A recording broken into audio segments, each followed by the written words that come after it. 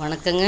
இப்படி மண் சட்டியில் தள்ளன்னு சும்மா கமன்னு நல்லா ஒரு நாட்டுக்கோழி வெட்டைக்கோழியாக பிடிச்சி அடித்து குழம்ப வச்சு இப்படி நல்லெண்ணெயை ஊற்றி இறக்கி சூடான சாதத்தில் சுட சுட குடும்பமாக உட்காந்து சாப்பிட்டா எப்படி இருக்கும்?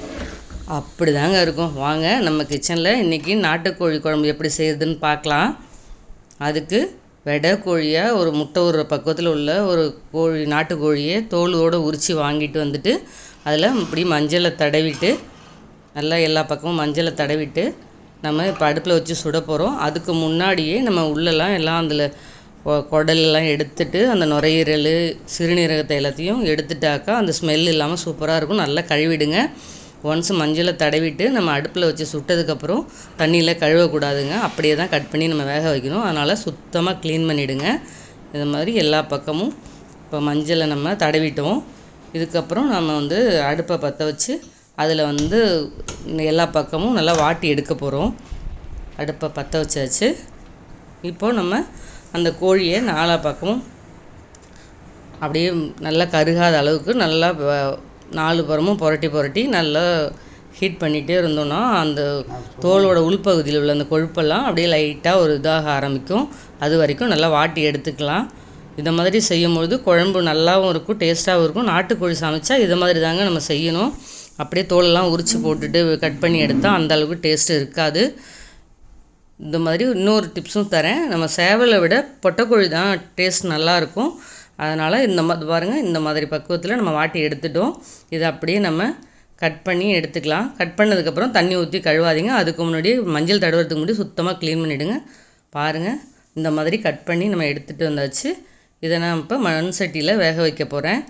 நீங்கள் குக்கர்லேயும் வேக வச்சுக்கலாம். நான் இன்றைக்கி மண் சட்டியில் தான் வேக வைக்க போகிறேன். இந்த மாதிரி நல்லா கட் பண்ணி எடுத்துகிட்டு வந்தாச்சு. பாருங்கள், இது ஒரே சைஸாக கட் பண்ணி எடுத்துட்டேன். இதில் தேவையான அளவுக்கு தண்ணியை ஊற்றி நம்ம அடுப்பில் வச்சிடலாம்.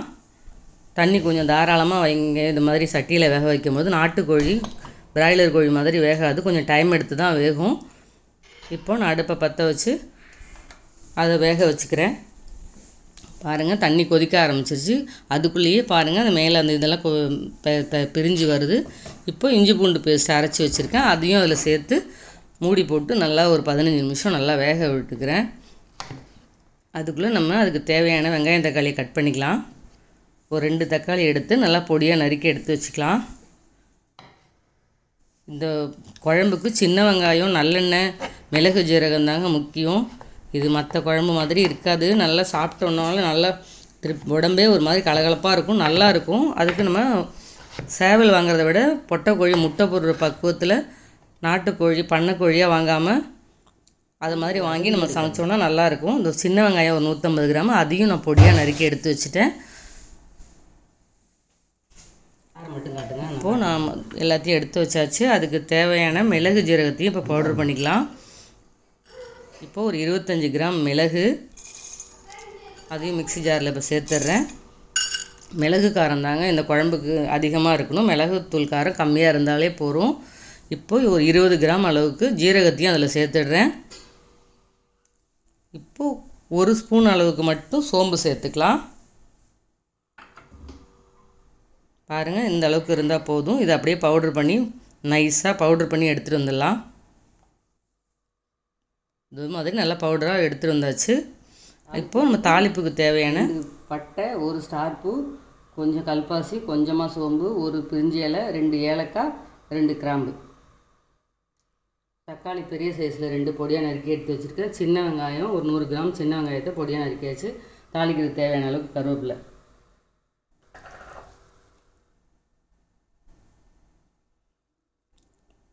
சிக்கன் நல்லா வெந்துட்டுருக்கு. கோழி நல்லா வேகுது, பாதி அளவுக்கு வெந்துருச்சு. இந்த பக்குவத்தில் நம்ம 1 ஸ்பூன் மிளகாத்தூள், 3 ஸ்பூன் மல்லித்தூள், மல்லி நாட்டு மல்லி தான் அரைச்சி வச்சுருக்கேன். லைன் மல்லியை விட நாட்டு மல்லி நல்லா வாசனையாக இருக்கும். அதை ஒரு 3 ஸ்பூன் போட்டுடலாம். மஞ்சத்தூள் கொஞ்சமாக போட்டுக்கலாங்க. நம்ம ஏன்னா கோழியில் தடவி இருக்கோம், அதை நம்ம அதுக்கப்புறம் க்ளீன் பண்ணி கழுவலாம் இல்லை, அதனால் அந்த மஞ்சத்தூள் இருக்கும், அதனால் கொஞ்சமாக போட்டுக்கலாம். இப்போது அதுக்கு தேவையான அளவுக்கு நம்ம இப்போ உப்பையும் அதில் சேர்த்துடலாம்.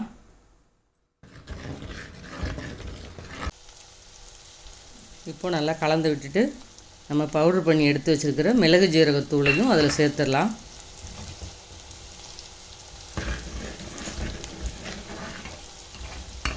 நல்லா கலந்து விட்டு மூடி போட்டுடலாம். தண்ணி குறைஞ்சதுன்னா நீங்கள் திடீர்னு அப்படியே எடுத்த உடனே பச்சை தண்ணி கொஞ்சம் சேர்த்துக்காதீங்க. பத்தலைன்னா நீங்கள் சுடு தண்ணி சூடு பண்ணி கூட சேர்க்கலாம். இப்போது தாளிக்கிறதுக்கு ஒரு 100 ml நல்லெண்ணெயை ஊற்றி சூடு ஏறிடுச்சு. இப்போ தாளிப்பு ஐட்டங்களையும் அதில் போட்டுவிட்டேன். நல்லா பொரிய ஆரம்பிச்சிருச்சு. கருவேப்பிலையும் அதில் சேர்த்து நல்லா பொரிஞ்சிருச்சு. இதுக்கப்புறம் நம்ம வெங்காயத்தை சேர்த்துக்க போகிறோம்.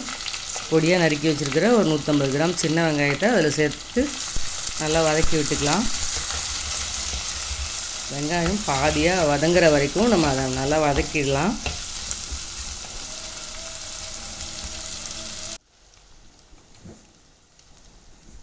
இதுக்கு சின்ன வெங்காயம் தாங்க டேஸ்ட்டு. பாருங்கள் நல்லா பாதி அளவுக்கு வதங்கிடுச்சு. இப்போ இஞ்சி பூண்டு பேஸ்ட் அதில் சேர்த்துக்கிறேன். சேர்த்து நல்லா வதக்கி விட்டுக்கலாம்.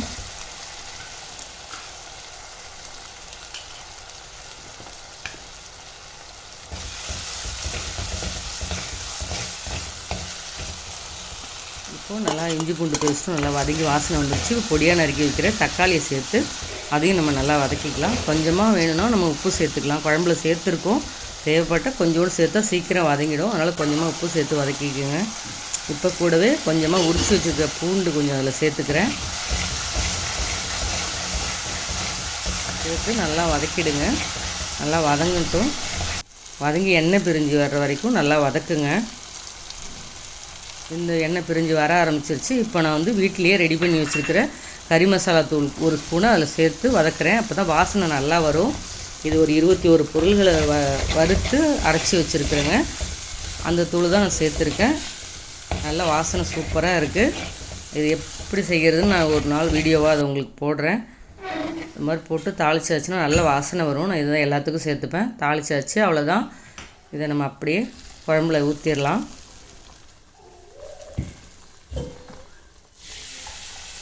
வாசனை ரொம்ப சூப்பராக இருக்குங்க. நல்லா கலர்ஃபுல்லாக வாசனையாக ரொம்ப நல்லா இருக்குது. அவ்வளோதான். அந்த சட்டியை கழுவிட்டு ஒரு டம்ளர் தண்ணியை ஊற்றி அந்த தாளித்த சட்டியும் கழுவி அதுலேயே அதில் ஊற்றிடலாம்.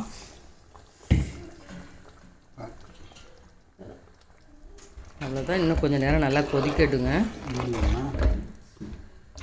இந்த நாட்டுக்கோழி குழம்புக்கு மிளகு ஜீரகம் அந்த பூண்டு நம்ம நல்லெண்ணெய் ஊற்றி வைக்கிறோம் பாருங்கள், அதுதான் ரொம்ப நல்ல டேஸ்ட் கொடுக்கும். நல்ல வாசனையாகவும் இருக்கும். பாருங்கள் எப்படி நல்லா வாசனை சூப்பராக இருக்குது. குழம்பும் ரெடியாகிடுச்சு. இந்த மாதிரி கொதிச்சுதுன்னா குழம்பு ரெடியாகிடுச்சு அப்படின்னு அர்த்தம். இப்போ நம்ம நல்லெண்ணெய் சேர்த்துக்கலாம். நல்லெண்ணெய் இறக்குற பக்குவத்தில் நல்ல ஒரு கரண்டி அளவுக்கு நல்லா தாராளமாக சேர்த்துக்கோங்க. நான் இன்றைக்கி கொஞ்சம் கம்மியாக தான் சேர்த்துருக்கேன். நாட்டுக்கோழிக்கு நல்லெண்ணெய் தாங்க ரொம்ப பெஸ்ட்டாக இருக்கும். நிறையா சேர்த்துக்கிறது நல்லது. அவ்வளோதான். பாருங்கள் எப்படி இருக்குன்ட்டு. சூப்பராக ரெடியாக இருக்குல்ல. டேஸ்ட்டும் சூப்பராக இருக்குது. இந்த ஸ்டேஜில் நீங்கள் உப்பு செக் பண்ணிங்க. அவ்வளோதான்.